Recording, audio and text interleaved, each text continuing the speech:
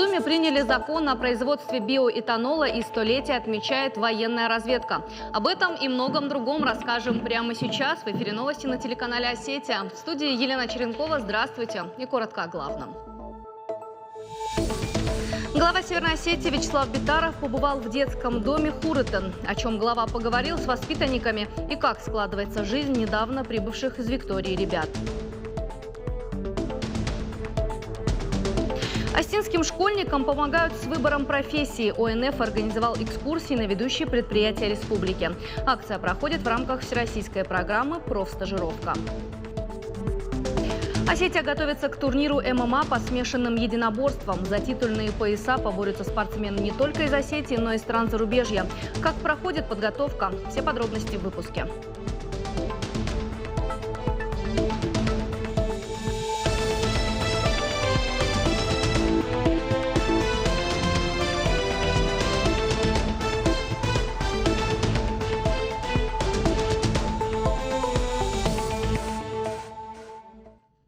6 приоритетных направлений стратегии социально-экономического развития Северной Осетии до 2030 года представители средств массовой информации республики на брифинге ознакомились со стратегией, по которой будет развиваться республика в ближайшее десятилетие. Разработка документа велась в течение года, и теперь до декабря он будет вынесен на общественное обсуждение. Она пройдет в форме дискуссии. Принять участие в этом сможет каждый желающий. Для этого необходимо пройти регистрацию на интернет-сайте Агентства развития республики. Соответствующей графе необходимо вбить свои учетные данные, указать контактную информацию и выбрать необходимые направления. В стратегию входят приоритетные программы: туризм, международная кооперация и логистика, образование, агропромышленный комплекс, медицина, развитие культуры и творчества. Разработчик программы — правительство республики совместно с Леонтьевским центром. Созданное Агентство развития республики будет реализовывать все программы. В них обозначены конкретные сроки. Глава республики Вячеслав Битаров лично контролирует каждый проект. По его словам, особое внимание будут уделять срокам выполнения программ. Также, по словам разработчиков, благодаря стратегии 2030 эффективно будут расходоваться средства, поступающие из федерального и республиканского бюджетов. Ничто никогда не происходило кулуарно. На каждом этапе проект стратегии публиковался на нашем сайте. Помимо этого, в течение 2017 года прошло несколько стратегических сессий по обсуждению стратегии на базе и высших учебных заведений, например, в Северо-Осетинском государственном университете. Наши специалисты совместно со специалистами Леонтьевского центра выезжали в каждый муниципальный район, и не по одному разу. Сами они совершили десятки командировок сюда. И в результате в 2017 году у нас завершился первый этап, то есть стратегическая диагностика. Нужно понимать, что мы не ждем, когда каждая программа будет поставлена в финальной точке, вот мы теперь пойдем и реализовывать. Некоторые программы уже реализуются. Если взять, например, программу развития туризма, мы уже сформировали в соответствии с программой, с планом мероприятий отраслевой прогноз потребностей в кадровых ресурсах. Мы понимаем на сегодня, сколько специалистов нужно для этой отрасли. И с 17 сентября уже начали работать по профессиональной подготовке кадров на базе туристской индустрии, по специальностям гид, экскурсовод и управляющий гостиничного комплекса. Сейчас у каждого есть возможность изучить и внести свои предложения. Это не формально, это не просто так, а будем рады каждому разумному и в переживаниях за республику предложению. Еще раз, чтобы не было опять так, что приняли, потом только начали обсуждать и критиковать. Конечно, ошибки будут, от них никто не застрахован. Конечно, эти программы — это не догма, они будут пересматриваться, они будут дополняться, будут возникать другие какие-то вопросы, которые надо будет решать. Сегодня в гостях у воспитанников детского дома Хуротан побывал глава Северной Осетии Вячеслав Битаров. Он пообщался с ребятами из Виктории. Его интересовало, как воспитанники себя чувствуют после переезда. Глава республики прошелся по территории детского дома и распорядился благоустроить спортивную площадку. Обо всем подробнее в материале моих коллег. Первым делом Вячеслав Битаров осматривает новую спортивную площадку. Недостатки замечает сразу. Инвентаря здесь недостаточно. Глава поручил директору детского дома Хуротан закупить все необходимое. Дальше проверка корпусов. Коридоры, кабинеты для кружков, спальни, кухня и даже уборные. Здесь все должно быть укомплектовано до мелочей. Компьютеров хватает. 8 компьютеров в группах, в семьях не более 8 человек у нас. После Вячеслав Битаров разговаривает с воспитанниками детского дома. Интересуется, как прошла адаптация после переселения ребят из Виктории и об успехах в школе. Но главный вопрос – нуждаются ли они в чем-нибудь. Некоторые попросили сенсорные телефоны, а кто-то из воспитанников даже пожелал, чтобы отбой был в 11 часов, а не в 9. Обеспечивают вас одеждой, питанием, всем. Что-то вы заучено, да, отвечайте. Никаких пожеланий нет у вас. Что бы хотели вы? После дружеской беседы с воспитанниками детского дома Вячеслав Битаров обратился к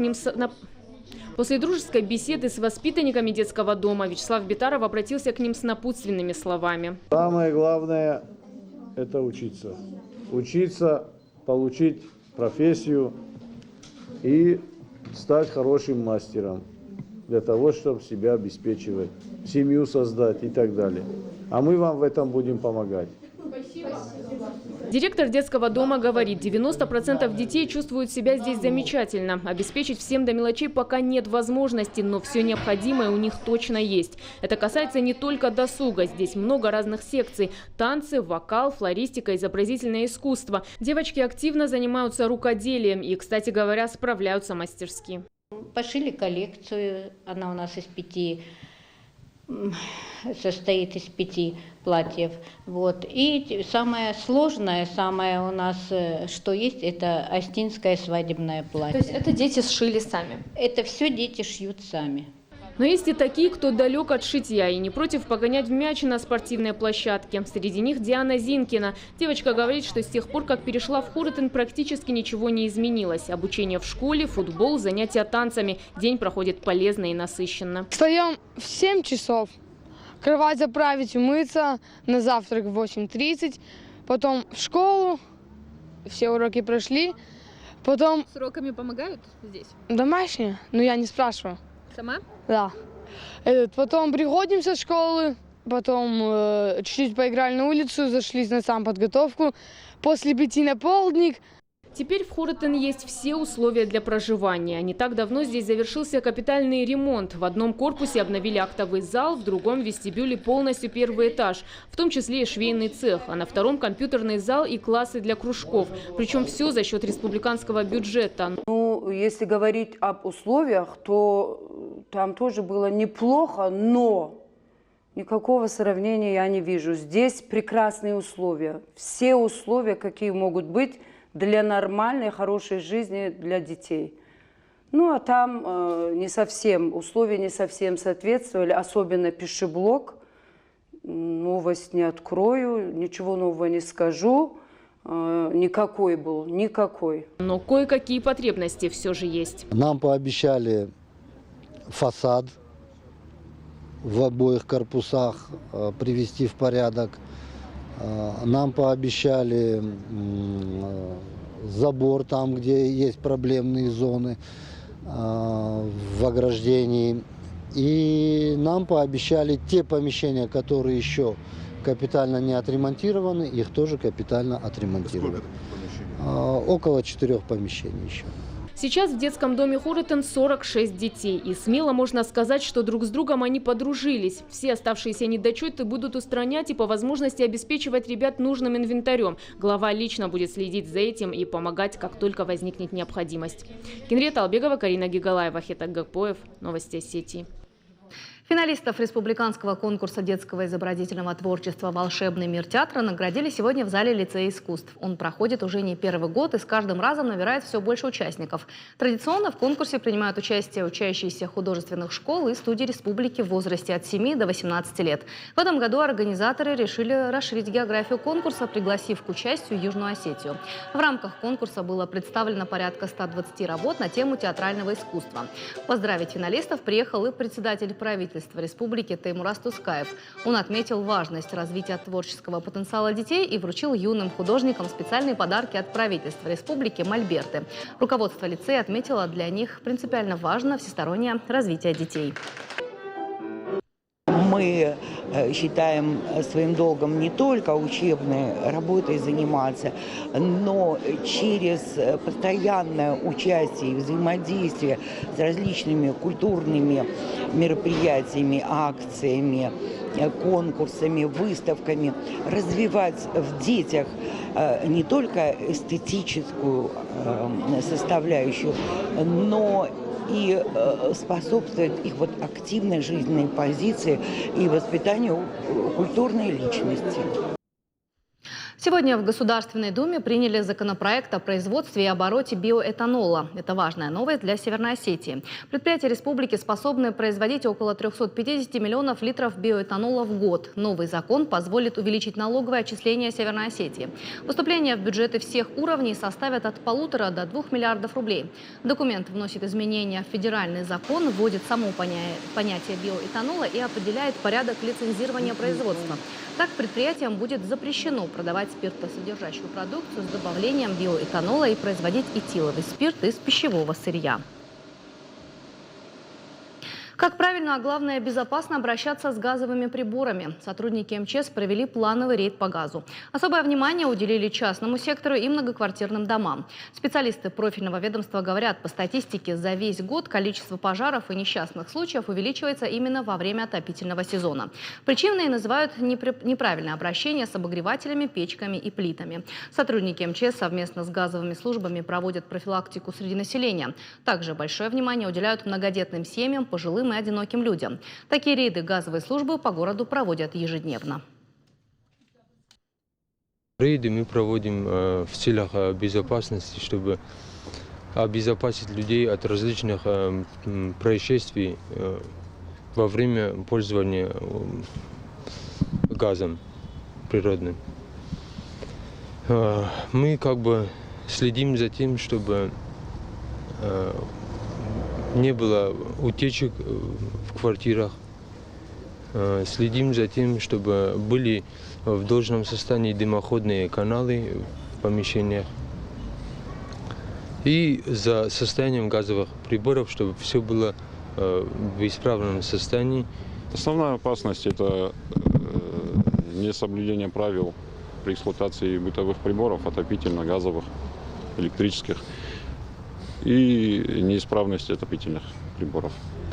Требуется уход за газовыми приборами, то есть не своевременно очищаются дымоходы, неправильная эксплуатация, то есть сушат белье над газовыми приборами. Столетие военной разведки сегодня отметили в Северной Осетии. Целый век специальное подразделение выполняет одну из главных задач. На мероприятие пришли военнослужащие 58-й армии, ветераны, ученики кадетского училища и общеобразовательные школы. Поздравил разведчиков с профессиональным праздником депутат республиканского парламента Тимур Артабаев. Для гостей подготовили концертную программу. Организовали мероприятие североостинское отделение «Союз десантников». По словам участников, стать разведчиком не так просто. Человек должен обладать отличной физической формой. Но и самое главное – уметь всегда оставаться незамеченным. Само слово «разведка», она всегда была в авангарде. Она выполняла ту скрытную работу, невидимую для простого человека, работу, от которой зависела вся, допустим, военная операция. Они доставали информацию, доносили до штабов всю ту полезную информацию, которая помогала вести наступление. Как не ожупиться в выборе профессии? Понять, нашел ты себя или нет, можно только на практике. По инициативе Общероссийского народного фронта по всей России проходит акция профстажировки. Северная Осетия в числе регионов, где школьникам помогают определиться с выбором. Для учеников нескольких городских школ сегодня провели экскурсию на самых перспективных предприятиях республики. Все подробности у моей коллеги Галины Григорян. Здесь у нас любители биологии найдут для себя самые интересные профессии. Вот, сейчас же они будут ОГЭ сдавать, сейчас им это будет полезно. Заходим. Как вырастить экологически чистые огурцы и семенной картофель, старшеклассникам рассказывают и показывают все этапы производства овощей. И не только. Ведущие технологи, биологи, химики, механики рассказывают о специфике своей работы. Ребята внимательно слушают, возможно, это их будущее место работы. Активисты ОНФ помогают школьникам в рамках программы «Профстажировка». Показали старшеклассникам самые разные предприятия. Оказывается, у нас есть такие огромные компании, как «Бавария» и «Снежная королева». Мне сегодня очень понравились эти компании. Я даже не знала, что они такие огромные. Я, конечно, бы хотела поработать с ними. Особенно детям понравилось на производстве мороженого. Многие из них впервые увидели, как готовят любимое лакомство. Специалисты старались отвечать на все интересующие вопросы. Узнали старшеклассники и как производят мебель. На фабрике Гутичер ребятам организовали экскурсию. Им рассказали, что качество мебели зависит от мельчайших деталей и правильного выбранного дерева. Активисты ОНФ отметили, что экскурсия для школьников оказалась интересной. В рамках этой акции школьники 10-11 классов знакомятся с предприятиями республики, ходят и знакомятся непосредственно с производством для того, чтобы это в последующем повлияло на выбор их профессии. Мы узнали сегодня, и дети в том числе, что востребованы в основном такие профессии, как механик, биолог, химик. Это технические профессии, на которые сегодня нужно делать уклон и которые востребованы в республике. По итогам ребятам нужно будет написать сочинение о своих впечатлениях. И, возможно, для многих из них эта экскурсия станет решающей в выборе профессии. Сегодня у школьников вместо учебников такие вот занятия на производстве, вместо теории, практика. Но пока ребята раздумывают на предмет выбора будущей профессии, в планах у регионального штаба ОНФ познакомить более чем 1000 школьников со всеми доступными возможностями в республике. Галина Григорян, Заур Кудзаев, Новости Осетии. Первая Остинская бойцовая лига «Ирон Легион Профи» проведет турнир ММА по смешанным единоборствам. 11 ноября во Дворце спорта «Манеж» встретятся лучшие бойцы Северной Осетии и стран зарубежья. Спортсмены будут бороться за титульные пояса, их всего 3 в 11 поединках. На тренировке участников турнира побывала моя коллега Карина Гигалаева.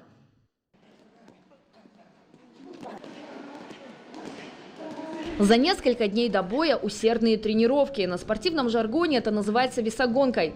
Правильно сгонять вес перед соревнованиями – нелегкий процесс. За короткий срок спортсмены должны уложиться в категорию и получить разрешение на поединок.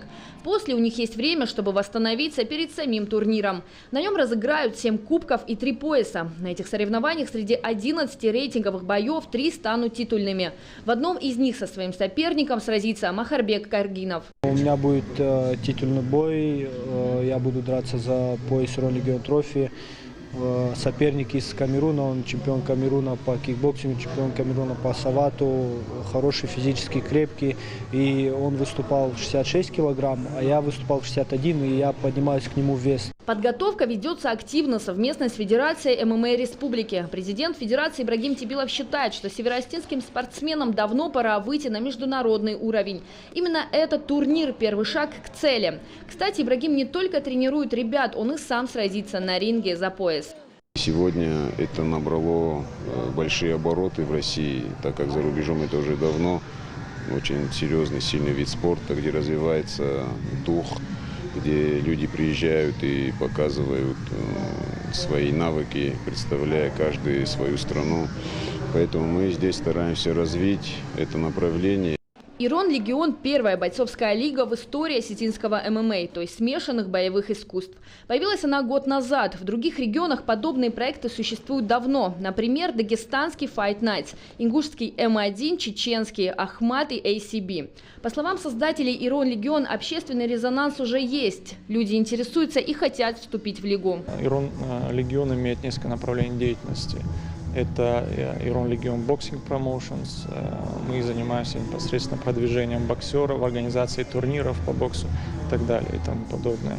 Iron Legion Trophy – это бойцовская лига, о которой мы сегодня говорим, перед которой стоят задачи именно развития ММА. И Iron Legion Наследие мы поддерживаем талантливую молодежь в области искусства, культуры. Несмотря на то, что турнир дебютный, он уже приобрел масштабы международного. Соперниками осетинских спортсменов станут представители разных стран – Украины, Казахстана, Кот-д'Ивуара и не только. Организаторы обещают, будет зрелищно. Сейчас тренировки в самом разгаре. В среднем они занимают пару часов, проходят достаточно спокойно. Тренер работает со спортсменами в щадящем режиме, берегут силы для предстоящего турнира. Он состоится уже в это воскресенье во Дворце спорта «Манеж». Карина Гигалаева, Александр Левченко. Новости Осетии. К этому часу это вся информация. Спасибо за внимание и оставайтесь с нами.